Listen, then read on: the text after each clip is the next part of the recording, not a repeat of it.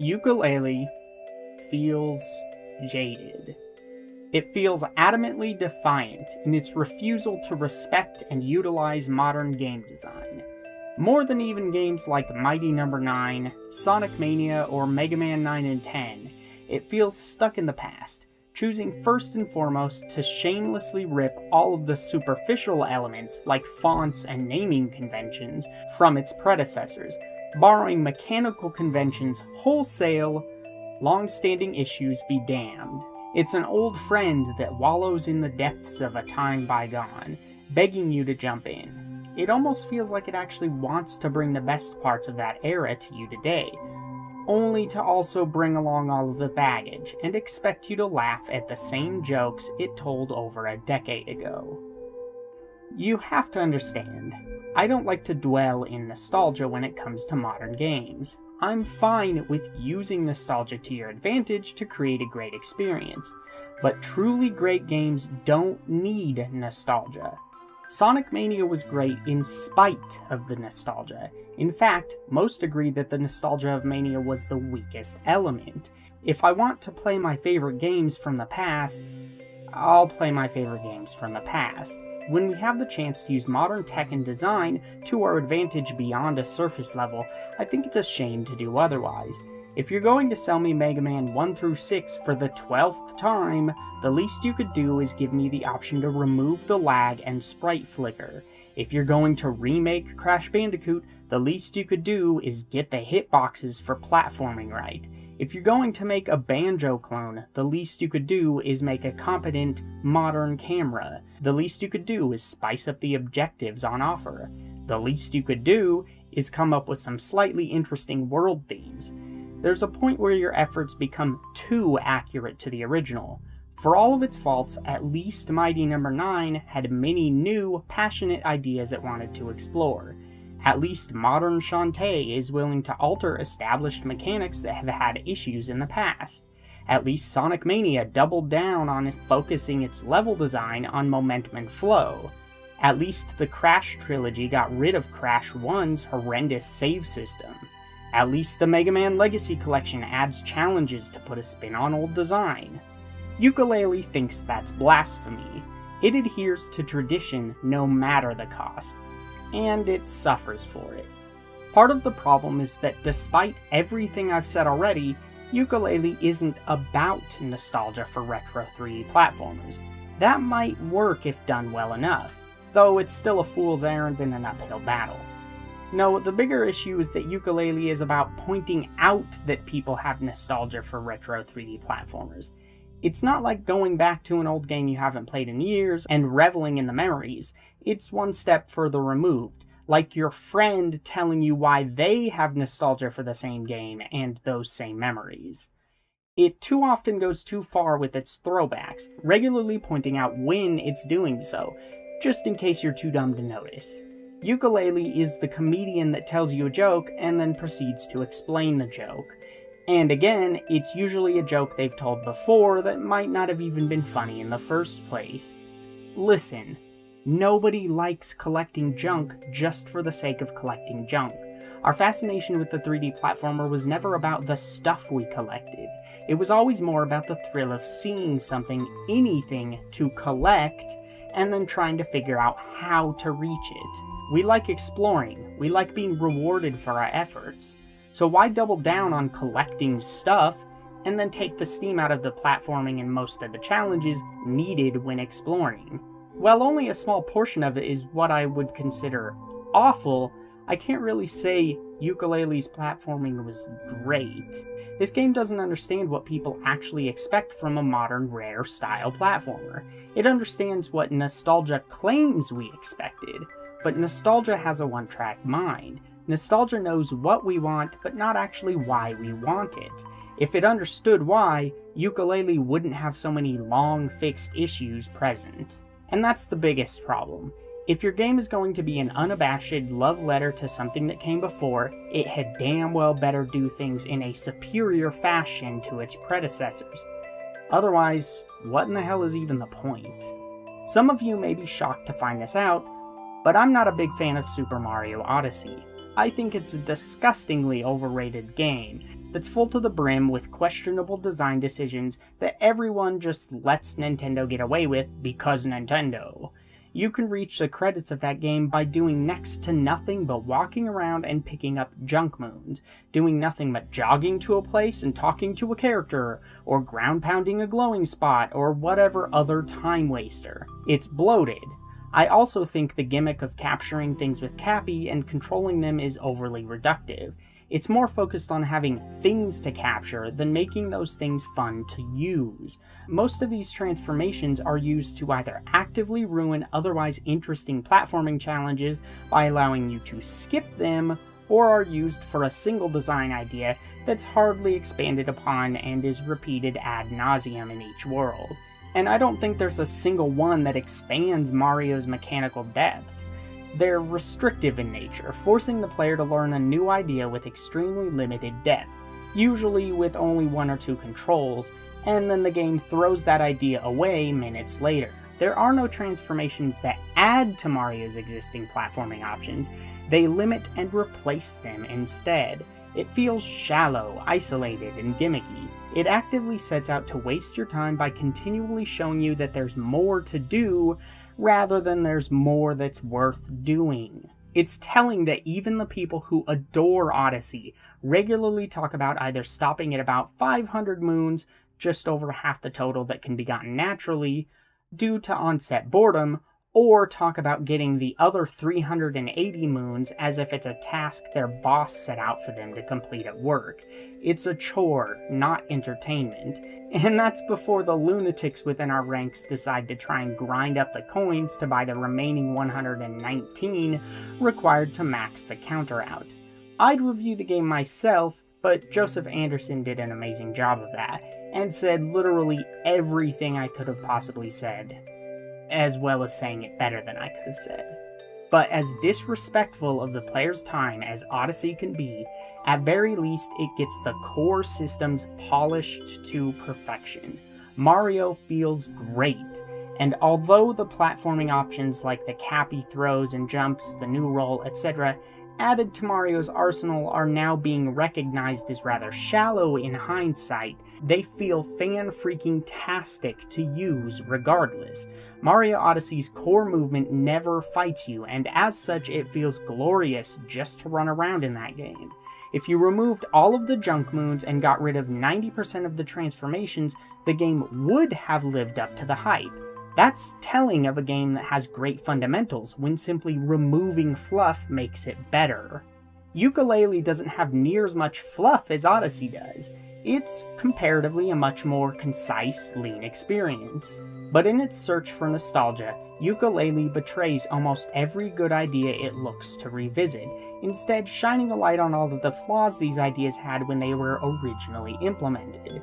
We're fools if we pretend the games Yooka seeks to emulate were perfect. There were flaws, and this was a chance to rectify those issues. And when presented with that idea written on a golden pagey, it feels like Platonic crumpled it up and threw it out with a scoff. So does Yooka-Laylee at least reach the heights of its ancient predecessors? Well, no. But that doesn't necessarily mean it's a terrible game either. Horribly flawed, but perfectly playable.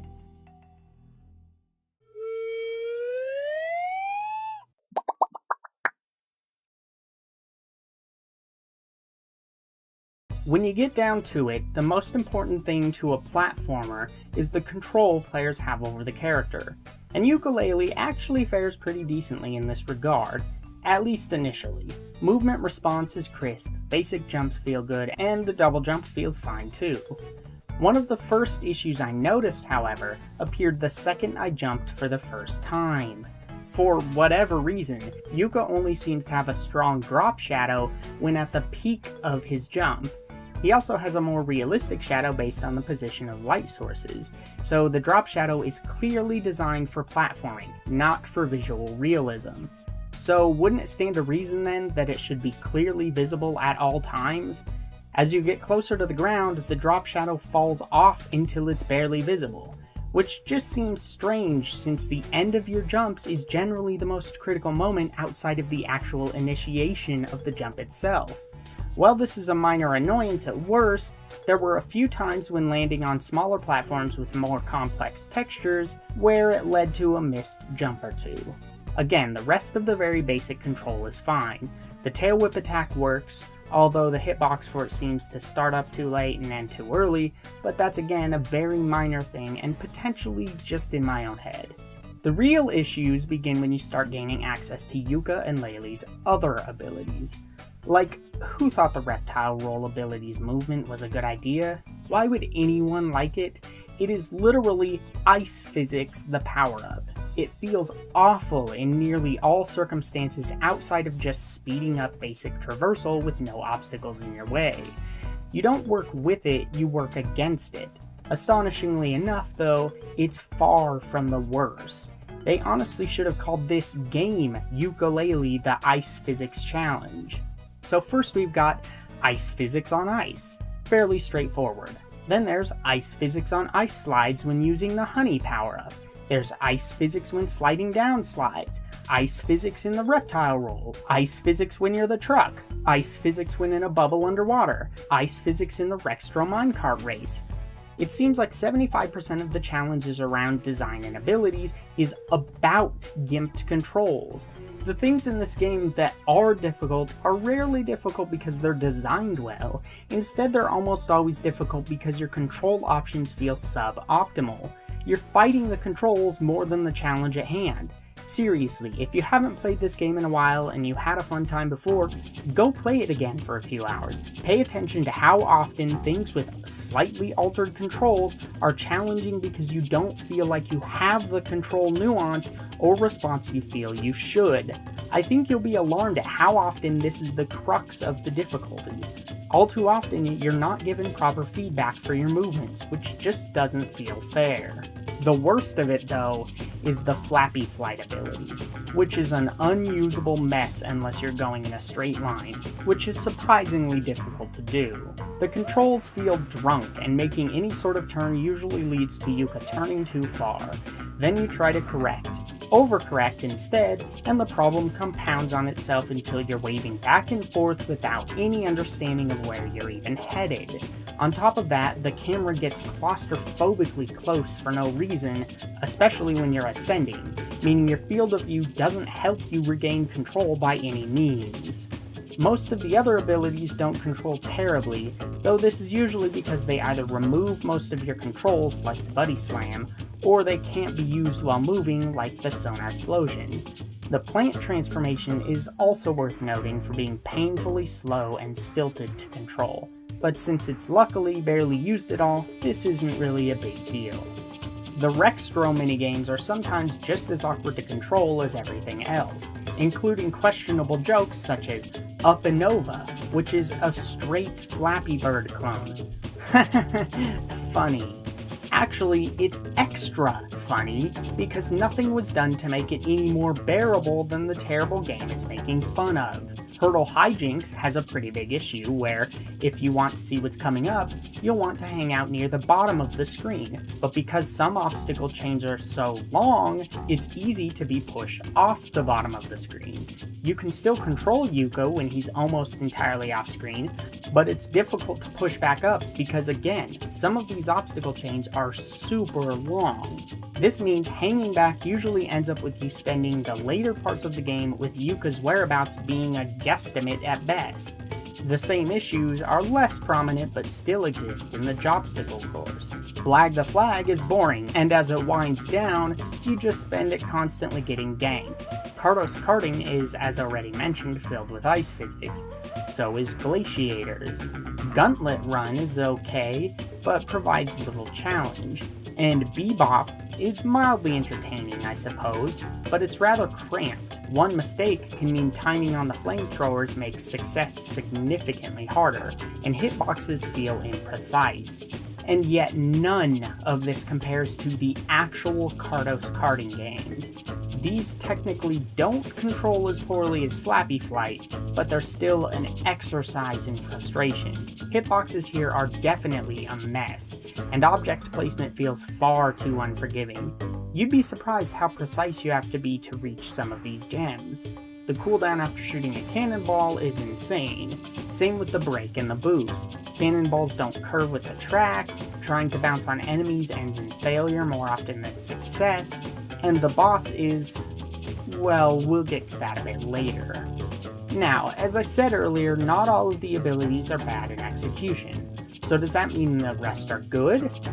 Well, Sonar Explosion sees a lot of use for clearing enemies. Regular sonar waves are a bit annoying to aim, but nothing terrible. The spin dash is fine, gliding is fine, going invisible is fine, aiming edible ammo feels clunky and you can't move while aiming them, but their problem is more with implementation and less with the ability itself. Homing the shots in on targets would have helped a large amount here though. I wouldn't say any of these abilities are terrible. Some could use improvements, and some are overpowered so they see constant use, while others are used less than a handful of times. Some of the abilities consume a meter, and while this feels kind of frustrating at first, I only found this caused real problems in one or two spots. The limited nature of the meter wasn't an issue. The frustration with it stemmed more from the fact that, unless there were butterflies nearby to recharge it, failing an obstacle usually meant needlessly waiting for what feels like 10 seconds or more for the meter to recharge. The largest hurdle with many of Yooka-Laylee's abilities, though, isn't actually the maneuvers themselves. It's the backtracking. There are many times where the player will need a later ability for an earlier pagey. This usually means you have to skip the puzzles or whatever, and pray that you remember where it is when you come back later. But what's far worse is that the ability you need for something isn't always made clear. A lot of the abilities could overlap in use, but don't, leading to confusion about what ability you actually need. Players are likely to continue going back to old levels as they get new abilities that could technically solve a problem, only to find that this ability isn't the one the game wants them to have. It's not freeform systemic design, it's restricted, with single solutions to puzzles forced on the player. For me, that led to the question of why I don't just gain access to most of these abilities before I need them. Because this isn't the case, when a challenge seems to have multiple potential solutions, players can waste a ton of time trying things that don't work, purely because abilities aren't made distinct enough to help make a clear solution. Why can some glass only be broken with Sonar Explosion, and some only with the spin dash? What's the difference between ramming snowpiles with a truck and ramming them with a spin dash or a buddy bash? Nothing. That's the difference. What's the difference between needing to roll up a slippery incline and needing to use honey to walk up it? Nothing. That's the difference. What's the difference between talking to plants as Yooka and talking to plants as Plant Yooka? 100 million painfully slow bounces and a ton of wasted time. There's too much logical overlap, so requirements for solving challenges often feel arbitrary. And this is beyond the fact that many of the most common uses for abilities amount to nothing but a check to make sure you have said ability.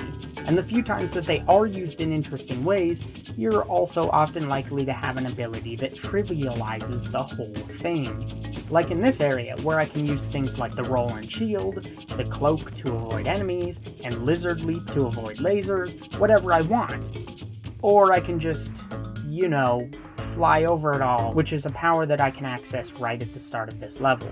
A lot of the power-ups just don't add anything, though in particular it's an issue with the transformations and the element stuff, and this is on top of the inconsistencies we already talked about. Still, even if the solutions were crystal clear enough that backtracking was a painless affair, you run into the opposite problem. If the solution is obvious, why does the puzzle exist? It essentially means puzzles aren't puzzles, they're just busy work you have to wait until you have the proper ability to finish.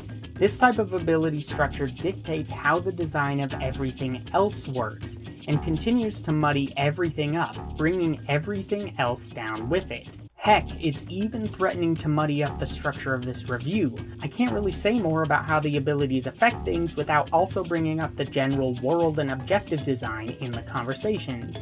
So why don't we just move on to that then?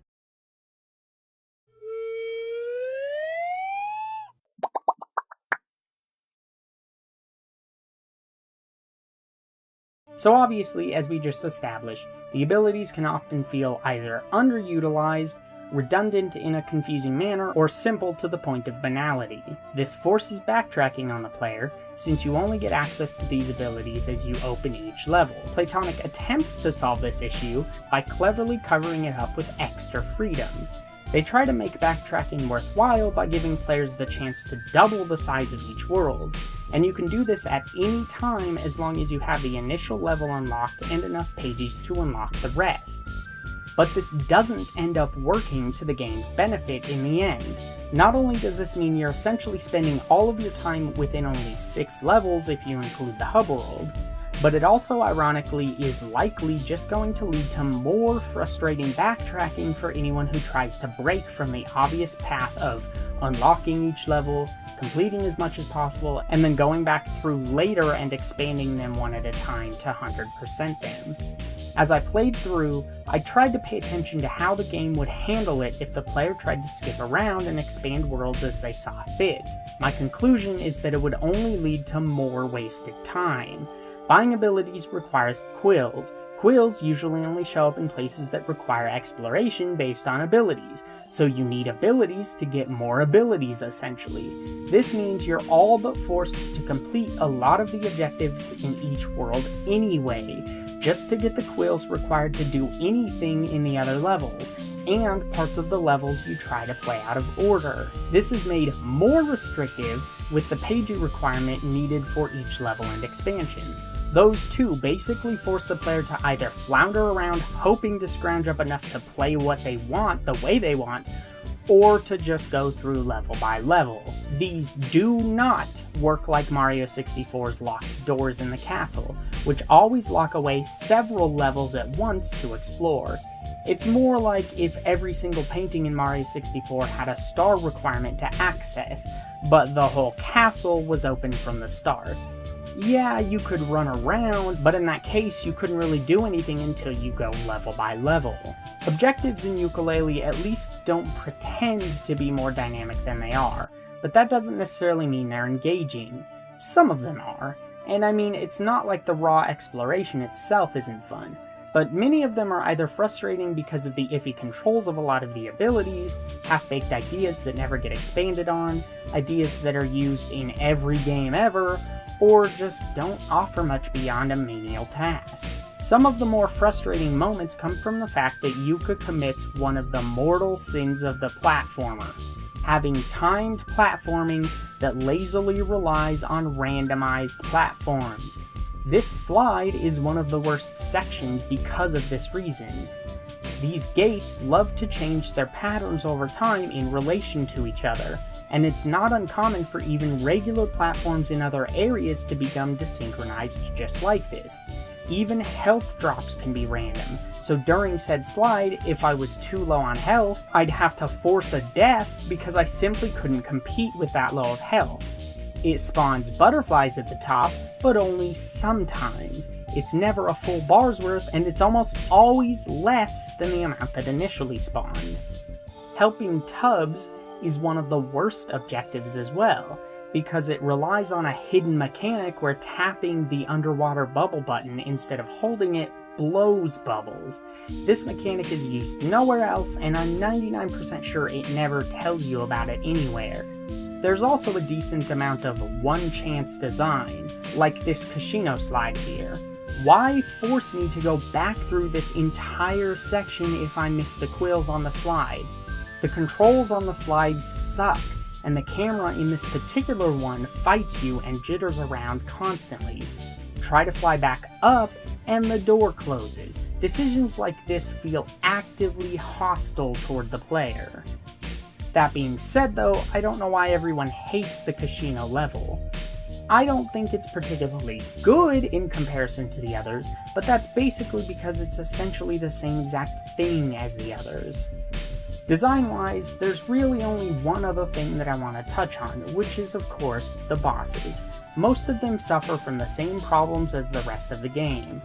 Planet from the Galleon Galaxy level would be boring if the main difficulty of the boss wasn't the fact that you can't instantly turn to avoid her attacks, or strafe. Instead, Boat Yooka rotates around while moving forward like a real vehicle, meaning you're likely to take a lot of unnecessary damage that makes the boss more difficult.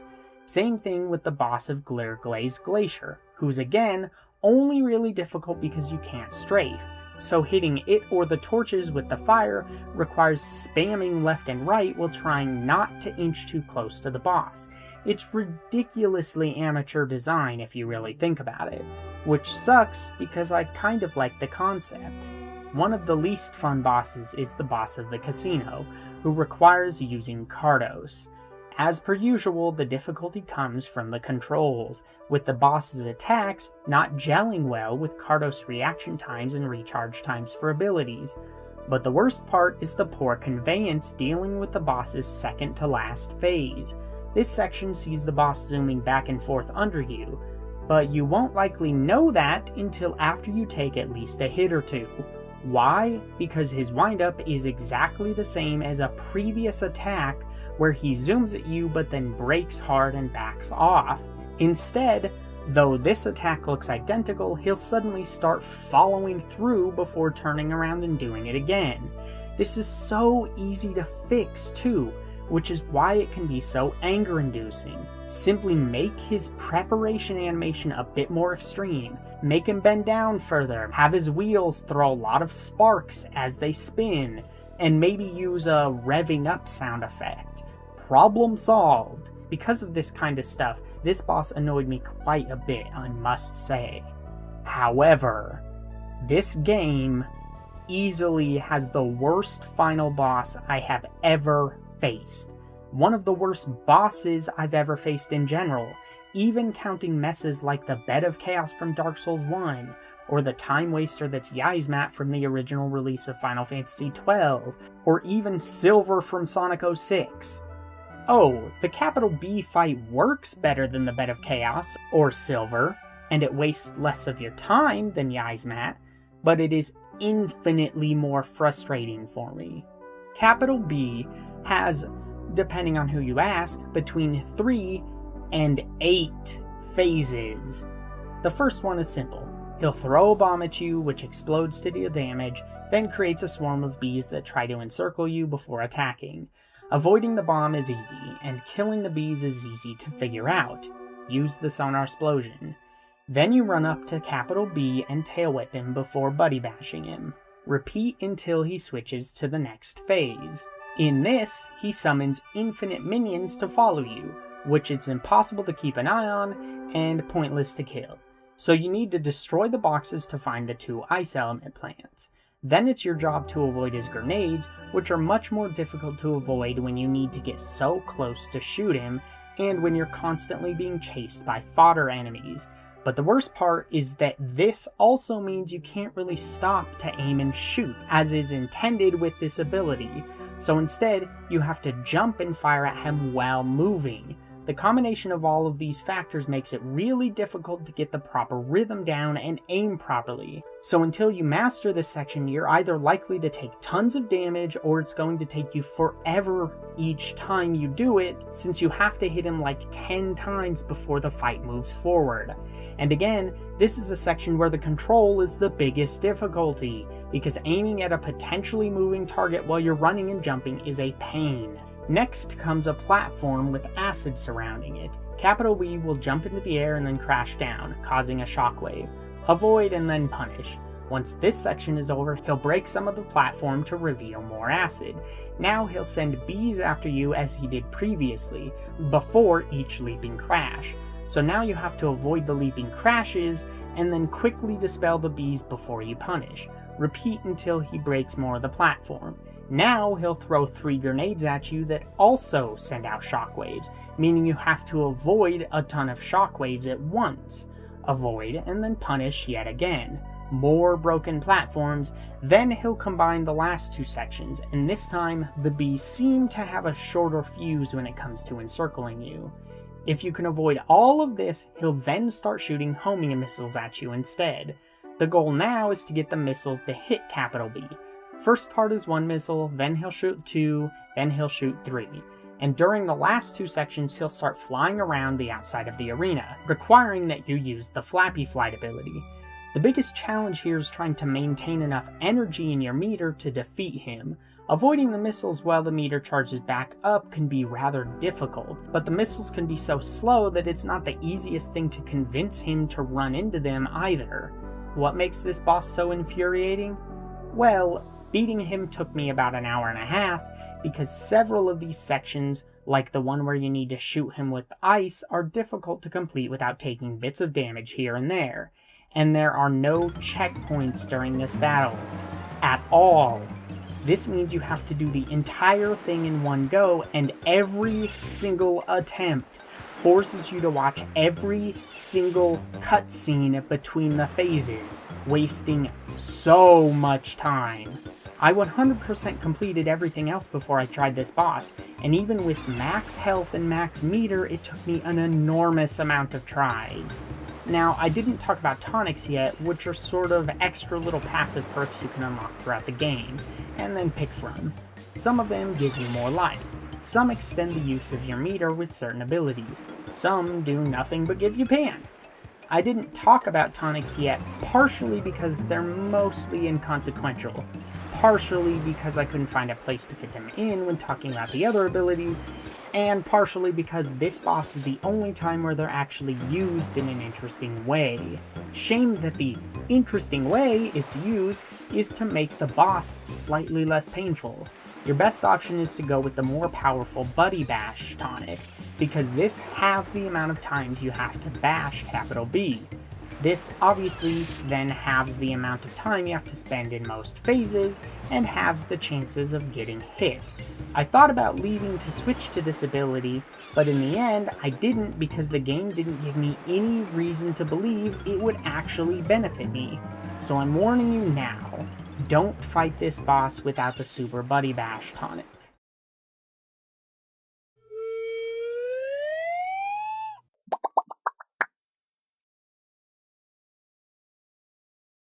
With as negative as I've been thus far, logic would probably dictate that I'm not exactly fond of the presentation Yooka-Laylee offers either.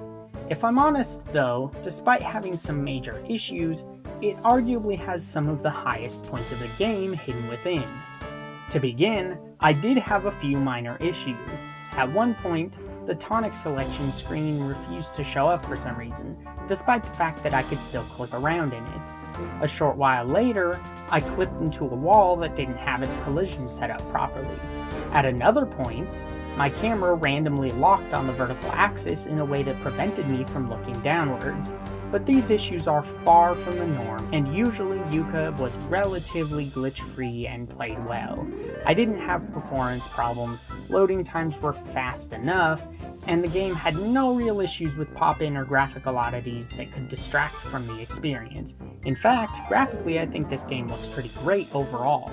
Though there are some strange little things like some of the plants on the ground have collision that you can get stuck on real easy and others don't, but that's a very, very, very small thing. The art direction can be pretty unoriginal at times, with none of the worlds feeling particularly unique. In a game all about collecting pages of a magical book within other magical books, I'm astonished that they chose to go with a ruins level, ice level, marsh level, and space level, the only two with unique ideas being Hivory Towers to a certain extent, and Capital Casino. I think it's a pretty big missed opportunity that they didn't choose to, say, make a level that's designed around being in a book, running across pages, spilling bottles of ink to make platforms, having letters type out to jump across. Imagine for me, if you will, if each quill you collected in this level, let's call it prodigious paperback, gave you just a bit of ink in a little meter. Then you could use that ink in certain spots to type things out, with each letter serving as a platform that helped you reach new areas. And of course, you could write whatever you want because it's a single-player game, so if you want to write penis over and over again, go ahead, as long as the platform/ink limit allowed for it, of course. Or what if you could instead use the ink like in Okami to draw pictures that become platforms? Players could then design their own difficulty in this way, with more skilled players choosing to make more perilous platforms out of smaller amounts of ink to progress faster. And less skilled players could collect more ink, which could also allow them to be more expressive with what types of penises they wanted to draw. Maybe a gimmick of the level could be that you could turn pages to get to new areas, or clear out certain sections of ink to find new openings in new pages. You could also create perspective puzzles with this. Sure, I can imagine that these are not easy ideas to implement, but would that not be worth trying instead of the same exact tropes we've seen before? Seriously, one of the only truly interesting things in any of these themes is the weird space water stuff in Galleon Galaxy. It's not interesting in concept, but it looks cool. Whatever though, it is what it is. The point is that the art is fine. The characters are fine other than the tonic lady. The worlds are fine. I just think they could have done much better, especially since their plot idea affords them so many interesting ideas. Ideas that they don't really capitalize on in the writing either. Seriously, I kind of hated a lot of the writing in Yooka-Laylee. I don't like the constant fourth wall breaks. Not only are most of them not what I would call clever or funny, but they're often used in place of world building that could have amounted to so much more. Instead of this plant guy straight up telling me that I can get to a new item once the world is expanded, why can't he say he feels like he remembers the mountain being bigger and remembers an item being hidden there? This would not only feel less lazy, but it would tie the game's ideas together. This would put forth the idea that the worlds need expanding back to their original forms because the pages missing from the books central to the conflict also could influence the other books around them. It could tie the disappearing world elements to the scattered pages, and the missing memories of these characters could reflect that. But again, instead he just tells me that there's part of the world that needs expanded and there's a secret item there. My disdain for the obsessive reliance on meta jokes is doubly inflamed because they already have a character like Rextro, who fills that video game character who knows he's in a video game role perfectly. I think Rextro does this well, and would have provided the perfect amount of overtly meta jokes. I mean, doesn't it feel super silly and half-baked when these characters in a game are talking to other characters who are from games within the books within the game we're playing? Why can't these characters just stand on their own instead and not feel so hostile to newer games and modern culture? Why can't they just be characters instead of memes? It's not like it's all bad. A few of the meta jokes do work. For example, I enjoy this joke about the pagey slipping through the bars. This joke is done twice in slightly different ways, and it's enjoyable both times because it builds on itself. It's fun and it works because it's more about general media inconsistencies in the context of platformers, rather than specifically pointing to rare platformers or openly commenting on the fact that this is a game. It's a joke that references general animation and design. It's a joke that's been done before, but it's still fun because it's executed well. Again, I ask, is it really nostalgically engaging to get a game that directly references your nostalgia half the time, on top of constantly referencing the actual things you're nostalgic about? The game is also tonally confused at times. Like when talking to Nimbo, his initial conversation includes both a pee joke and very clear sex jokes that aren't going to register in any way with kids. This means Playtonic are aware that a massive chunk of their audience is people my age, and yet directly afterwards, when switching his weather pattern, it forces unskippable cutscenes on the player no matter how many times you've seen these scenes, and with a mechanic that's set up to be swapped back and forth no less. So they're aware that most of us are adult enough to get their sex jokes, but we're not adult enough to remember that a cloud can create, evaporate, or freeze the river below, and therefore need to endlessly watch these unskippable cutscenes.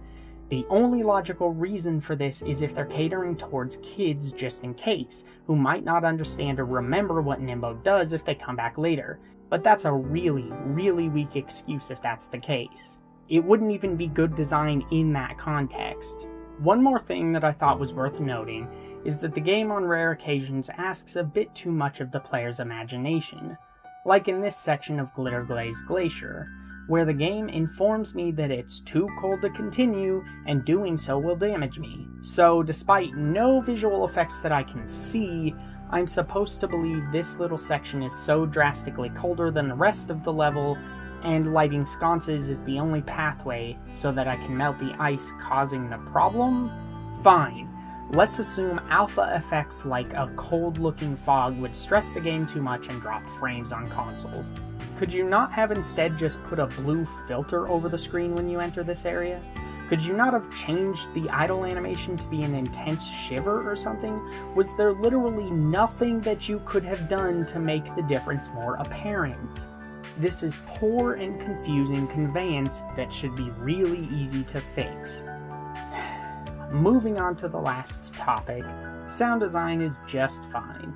Sound effects are crisp, satisfying, and well thought out the vast majority of the time. I particularly like the cute squeaks and such that Laylee makes when using abilities like the glide and flight.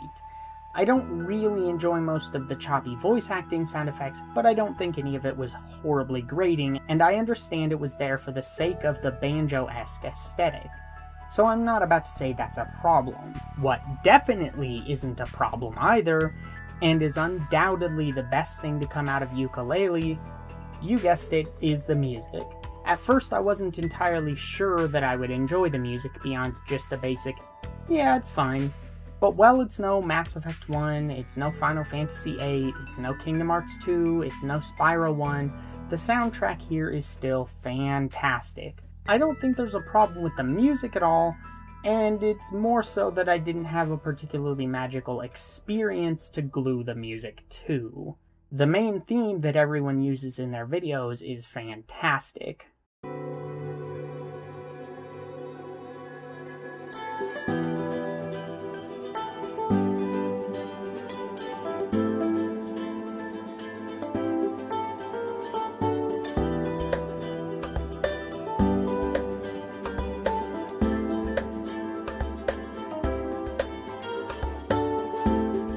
I also really enjoy the core theme for Capital Casino.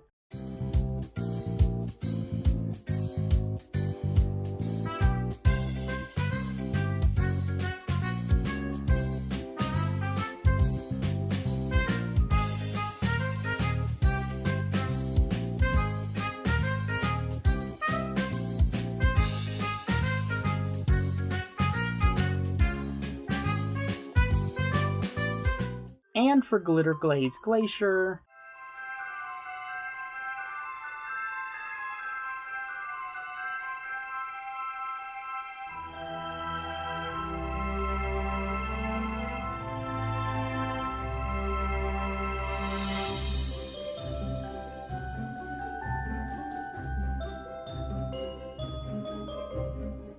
and the Cardos and Rextro music is also often extremely strong.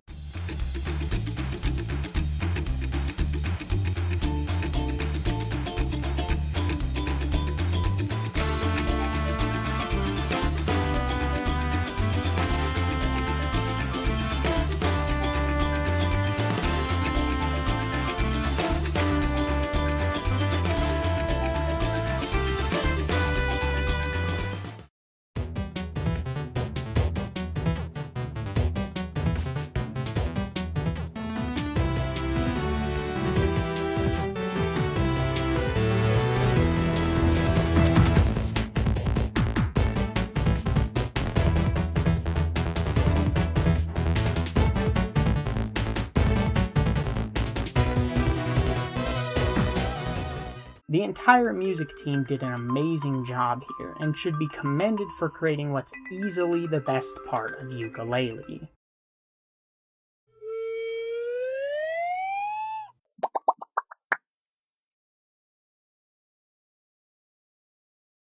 So with all of that negativity, what do I think about Yooka-Laylee overall? To be clear, my perspective on Yooka-Laylee comes from a lack of nostalgia for Banjo, and the other N64 Rare titles it's trying to emulate. I played most of their N64 titles for sure, but I never spent much real time with their 3D platformers, simply because I never owned them. I spent much more time with rare games like Perfect Dark. When I first started playing through Yooka, I wondered if this lack of experience with their previous games meant my critique would be unfair. If this game was truly trying to capture everything games like Banjo did, even the things it got wrong, an argument could be made that it does a good job at accomplishing this goal. But after just a bit of research, I realized that this wasn't the case. It wasn't uncommon for Playtonic to speak about how they wanted to bring that gameplay into the modern era to some degree, to build a Banjo successor with the technology and the game design understanding of today. With that in mind, I think critique of this work beyond the nostalgia is valid, as well as critique of the use of nostalgia. And at very least, it's perfectly fine to point out bad design and execution even when that's the intent, even if you're not necessarily criticizing it. Again though, I don't think that was their intent here, so as it stands, I think my critique is fair. From a technical perspective, this is a pretty okay game. It's better than Glover, it's better than Lilo and Stitch, it's better than Croc 1, it's better than a lot of the older, less than classic titles, and even sits around the same level of quality as some of the better games for that time. But not only do I feel that's not good enough for 2017, because it should have been better than those games, but it also has little of the soul those games had. Reflecting on playing Yooka-Laylee, I'm struck by how little of it left me truly engaged. I entered a flow state through most of it, but it was a purely middling state, with no real emotion to speak of.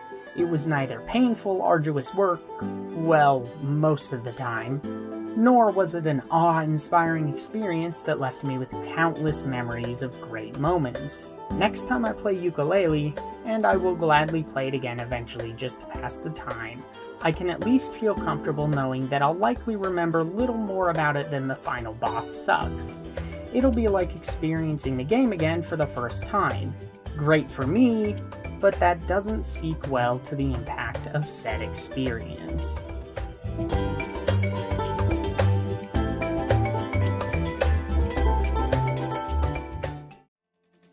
Hey, thanks for watching this video. If you're interested in another one, here's the last one that I uploaded. You can also follow me on Twitter or subscribe by hitting the subscribe button.